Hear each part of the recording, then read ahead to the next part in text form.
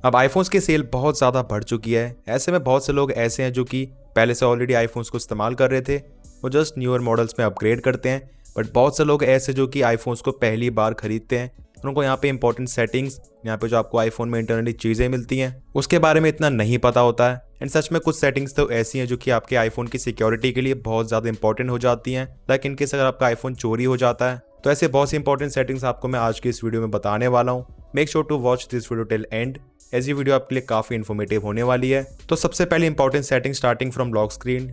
आपने अपने आईफोन में फेस आईडी तो लगा ली, बट उसके बाद भी यहाँ पे जो कंट्रोल सेंटर है वो एक्सेस करा जा सकता है कुछ इस तरीके से। तो इनकेस अगर आपका आईफोन चोरी हो जाता है, यहाँ पे सिंपली उसको एयरप्लेन मोड पे डाला जा सकता है। एंड इस चीज को प्रिवेंट करने के लिए आपको पर्टिकुलरली सेटिंग जरूर पता होनी चाहिए। तो सबसे पहले यहाँ पे अपने आईफोन को अनलॉक कर लेते हैं। उसके बाद आपको यहाँ पे जाना होगा सेटिंग्स में। एंड सेटिंग्स में जाने के बाद then face ID and passcode में यहाँ पे अपना पासकोड एंटर कर दीजिए। एंड देन उसके बाद यहाँ पे नीचे जाने पे आप देखेंगे यहाँ पे आपको मल्टीपल सेटिंग्स मिलती हैं। Allow access when logged, means जब भी आपका आईफोन लॉक है उस टाइम पे आप किस चीज़ को एक्सेस देना चाहते हो।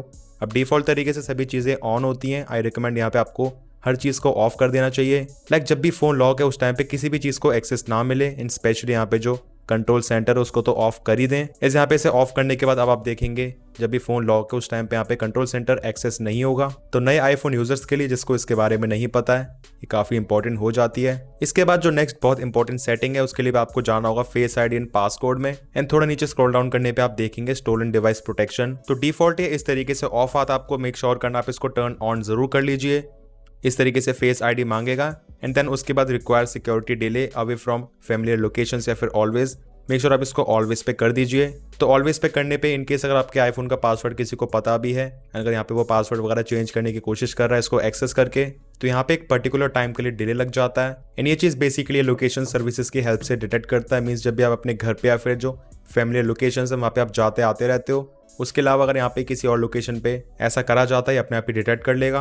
एज यहाँ पे मैंने इसे ऑफ करा तो आप देख सकते हैं यहाँ पे कुछ इस तरीके का 1 घंटे का डिले लग गया है। अब क्या आपने नोटिस करा, जब भी आप अपने आईफोन में वाईफाई की जगह मोबाइल डेटा इस्तेमाल करते हो तो उस केस में यहाँ पे आपका जो मोबाइल डेटा वो बहुत ज़्यादा जल्दी खत्म हो जाता है आपके बिना इतना ज़्यादा इस्तेमाल करे भी। एंड ऐसा इसलिए क्योंकि यहाँ पे इंटरनली बैकग्राउंड में आपके जो बहुत सारे टास्क वगैरह वो चलते रहते हैं। एंड उसमें से एक बहुत बड़ा रीज़न है ऐप स्टोर। तो इसमें जाने के बाद यहाँ पे आपको जो सेलुलर डेटा है इसमें मेक श्योर करना है यहाँ पे जो ऑटोमेटिक डाउनलोड्स है उसको आपको ऑफ कर देना है। एंड इसके नीचे जो ऐप डाउनलोड्स है इसमें आपको 3 कैटेगरीज मिल जाती हैं, always allow, ask if over 200 MB और ऑलवेज आस्क। तो 200 MB वाले ऑप्शन में जब भी यहाँ पे जो एप्लीकेशन का साइज 200 MB से ज़्यादा है उस केस में यहाँ पे आपसे पूछेगा ये आपको डाउनलोड करना है या फिर नहीं, एक पॉपअप शो हो जाएगा। एंड यहाँ पे आई रिकमेंड आपको इसको ऑलवेज आस्क पे कर देना चाहिए, वरना बैकग्राउंड में यहाँ पे एप्लीकेशन डाउनलोड या फिर अपडेट वगैरह होती रहती है, काफ़ी ज़्यादा डेटा कंज्यूम हो जाता है। इसी के साथ ऐप स्टोर से कोई भी एप्लीकेशन या फिर गेम को डाउनलोड करने के बाद क्या आपने नोटिस करा आपको बार बार ही पॉपअप आते रहते हैं उसकी रेटिंग रिव्यू के लिए। तो उस चीज़ को आप जस्ट सिंपली एक क्लिक से बंद कर सकते हो। यहाँ पे जो इन ऐप रेटिंग्स एंड रिव्यू है इसको टर्न ऑफ कर दीजिए, दैट्स इट। अभी iOS 18 के बाद यहाँ पे जो फोटोज ऐप है वो काफ़ी कॉम्प्लिकेटेड सी लगती है। यहाँ पे आपको इतनी सारी कैटेगरीज मिल जाती हैं। ऐसे यहाँ पे पूरा रिसेंट का सेक्शन तो है ही, यानी इसी के साथ यहाँ पे recent days, people, pin collection, memory, इसी के साथ और भी बहुत सारी चीज़ें आती रहती हैं। तो अगर आप पहले की तरह काफ़ी सिंप्लीफाइड फोटोज एप्लीकेशन चाहते हो, आपको सिंपली यहाँ पे कस्टमाइज एंड रीऑर्डर में जाना होगा। इसके बाद यहाँ पे जो इतनी सारी कैटेगरीज यहाँ पे ऑटोमेटिकली टिक हो रखी होती हैं, तो आप जस्ट अपने यूज़ के हिसाब से इसको यहाँ पे अनटिक कर लीजिए। फॉर एग्जाम्पल यहाँ पे मैं रिसेंट डेज एंड पीपल को रखता हूँ, पिन कलेक्शन, मेमोरीज, इसी के साथ trip, featured photos, shared albums and यहाँ पे वॉलपेपर सजेशन इसको बंद कर देता हूँ। इसके बाद यहाँ पे आप देखेंगे यहाँ पे चीज़ें काफ़ी सिंप्लीफाइड हो चुकी हैं। तो ये चीज़ बहुत सिंपल है, यहाँ पे आप जस्ट अपने यूज़ के हिसाब से इसको कस्टमाइज कर सकते हो। अब आजकल ज़्यादातर लोग आईफोन्स के हायर स्टोरेज वेरिएंट पे अपग्रेड करते हैं, 256 GB, 512 GB।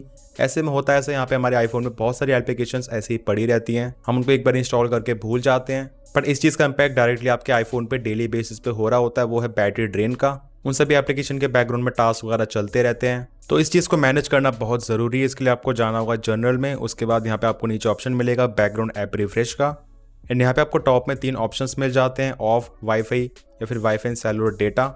तो इसको मैं ऑफ करना तो रिकमेंड नहीं करता हूँ, क्योंकि कुछ इंपॉर्टेंट एप्लीकेशन होती है उसका यहाँ पे जो बैकग्राउंड में डेटा है वो रेगुलर बेसिस पे रिफ्रेश होना जरूरी है, वरना हमें अपडेट्स वगैरह नहीं मिल पाती हैं। बट यहाँ पे अपने यूज़ के हिसाब से आप वाईफाई या फिर वाईफाई एंड सेलुलर डेटा इसमें स्विच कर सकते हो। वैसे आई सजेस्ट अगर आप अपने आईफोन को वाईफाई पे ज़्यादा इस्तेमाल करते हो एंड थोड़े टाइम के लिए बाहर जाते हो तब मोबाइल डेटा इस्तेमाल करते हो, तो उस केस में आपको इसको वाईफाई पे ही रखना चाहिए। एंड इन केस अगर मोबाइल डेटा पे अपने आईफोन को ज़्यादातर इस्तेमाल करते हो उस केस में यहाँ पे आप वाईफाई एंड सेलुलर डेटा इस पर रख सकते हो। अब ये सेटिंग तो हो गई, बट यहाँ पे जो एप्लीकेशन का सिलेक्शन है वो बहुत ज़्यादा इंपॉर्टेंट है। यहाँ पे आप देखेंगे और भी इतनी सारी एप्लीकेशन है जिसको हम नहीं चाहते हैं बैकग्राउंड में रिफ्रेश होती रहे। अब वैसे ऑलरेडी यहाँ पे जो iOS है वो काफ़ी स्मार्ट है, बट फिर भी आई स्ट्रांगली रिकमेंड आपको इस चीज़ को जरूर कर लेना चाहिए, इससे आपकी बैटरी लाइफ में जरूर इंपैक्ट पड़ता है। अब आईफोन 15 सीरीज के बाद से आपको यहाँ पे जो चार्जिंग में जाके जो चार्जिंग लिमिट्स का ऑप्शन मिलता है बहुत ज़्यादा इंपॉर्टेंट है। यहाँ पे आपको 80 से लेकर 100% तक चार्जिंग लिमिट्स मिलती हैं। इन किसी भी पर्टिकुलर लिमिट पे आप अपने आईफोन के यहाँ पे जो चार्जिंग लिमिट है उसको सेट कर दोगे तो आपका आईफोन उसी लिमिट तक चार्ज होगा। लाइक यहाँ पे मैंने 85% पे सेट करा तो ये आईफोन 85% तक ही चार्ज होगा मैक्सिमम। तो आपके आईफोन की बैटरी हेल्थ को लॉन्ग टर्म में अच्छा रखने के लिए यहाँ पे जो बेस्ट लिमिट है वो है 80 या फिर 85%।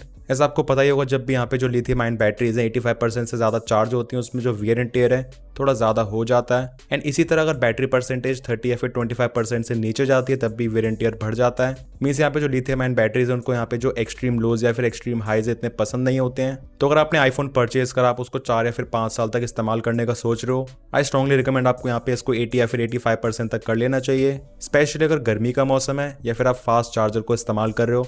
अब मैं अपने सभी आईफोन्स को 5 वॉट्स के अडाप्टर से ही चार्ज करता हूँ, तो यहाँ पे जो चार्जिंग लिमिट है उसको मैं 100% पे ही रखता हूँ।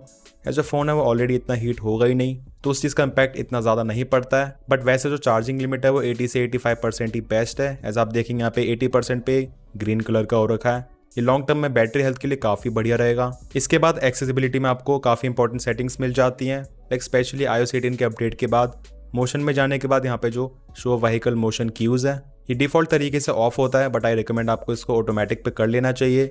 इस केस में जब भी आपका आईफोन मोशन को डिटेक्ट करेगा, लाइक आईफोन के मूवमेंट के हिसाब से जब भी इसको लगेगा आप ट्रैवल कर रहे हो, तो यहाँ पे जो व्हीकल मोशन क्यूज वाला फीचर है वो अपने आप ही ऑन हो जाएगा। एंड इसमें बेसिकली आपकी स्क्रीन पे कुछ इस तरीके से डॉट्स आते हैं। तो यहाँ पे जो कुछ लोगों को मोशन सिकनेस की प्रॉब्लम होती है ट्रैवलिंग करते टाइम जब भी फ़ोन को इस्तेमाल करते हैं, तो इस चीज़ को प्रिवेंट करता है। अब जब भी हम अपने आईफोन को सेटअप करते हैं एक चीज़ हमेशा पहले से ऑन आती है, वो है टच के अंदर shake to undo. Like in case अगर आप टाइपिंग वगैरह कर रहे हो तो उस केस में जब भी अपने फ़ोन को इस तरीके से शेक करोगे तो जो भी एक्शन है वो अंडू हो जाएगा। बट इस वाले फीचर के बारे में बहुत से लोगों को नहीं पता है। यहाँ पे गलती से फ़ोन जब भी शेक हो जाता है तो आपके मल्टीपल फंक्शंस अपने आप ही अंडू हो जाते हैं। एप्पल यहाँ पे खुद भी रिकमेंड कर रहा है अगर आप बार बार गलती से अपने आईफोन को शेक कर देते हो तो उस केस में आपको इसको टर्न ऑफ ही कर देना चाहिए। एंड बेसिकली जब भी ये टर्न ऑन होता है यहाँ पे सेंसर्स वगैरह चलते रहते हैं तो वो बैटरी को ड्रेन करते हैं। तो अगर आपको इसको इस्तेमाल नहीं करना है मेक श्योर आप इसको टर्न ऑफ जरूर कर दें बैटरी सेव करने के लिए। अब मुझे आज की डेट में भी बहुत से लोगों के कमेंट्स आते हैं दैट यहाँ पे फ़ोन कॉल है वो पावर बटन से एंड नहीं हो रहा है। एंड ऐसा इसलिए क्योंकि यहाँ पे डिफॉल्ट तरीके से जो prevent lock to end call है ये ऑन ही आता है। तो कॉल को पावर बटन से एंड करने के लिए आपको इसको ऑफ कर देना है। एक्सेसिबिलिटी देन मोशन में जाके यहाँ पे जो डिम फ्लैशिंग लाइट्स है भी काफ़ी इंपॉर्टेंट है। लाइक जब भी आपके आईफोन में कोई ऐसा वीडियो कंटेंट प्ले होगा चाहे यूट्यूब, सफारी या फिर किसी और एप्लीकेशन में भी, सोशल मीडिया ऐप्स वगैरह में, जिसमें बेसिकली रिपीटेड फ्लैशिंग और स्ट्रॉबिंग लाइट्स हैं जो कि आपकी आंखों को हार्म कर सकती हैं। लाइक अचानक से काफ़ी ब्राइट लाइट यहाँ पे इस तरीके से फ्लैश हो रही है तो उसे प्रिवेंट करने के लिए ये दिया गया है। आई रिकमेंड आप उसको टर्न ऑन कर लीजिए, बहुत अच्छा फीचर है ये। एंड बाकी animated images, video previews and message effects अगर आप इसको चाहते हो ये ऑटो प्ले हो या फिर नहीं तो वो चीज़ भी आप इन टॉगल से कंट्रोल कर सकते हो। इनकेस अगर आप चाहते हो वो ऑटो प्ले ना हो तो आप इसको टर्न ऑफ कर दीजिए। अब iOS का एक फीचर मुझे स्टार्टिंग से बहुत ज़्यादा पसंद है, स्पेशली जो लोग प्लस या फिर प्रो मैक्स मॉडल्स को इस्तेमाल कर रहे हैं, क्योंकि इन बड़े फोन्स में यहाँ पे आप एक हाथ से इजीली इस तरीके से कंट्रोल सेंटर को एक्सेस नहीं कर सकते हो, आपको काफ़ी ज़्यादा स्ट्रेच करना पड़ता है। तो इसे फिक्स करने के लिए एक छोटी सी ट्रिक है, उसके लिए आपको जाना होगा अगेन सेटिंग्स में, देन एक्सेसिबिलिटी, उसके बाद टच में यहाँ पे रीचेबिलिटी के टॉगल को आपको ऑन कर लेना है। इसके बाद यहाँ पे आपको सिंपली अपने फ़ोन पे इस तरीके से नीचे स्लाइड करना होगा।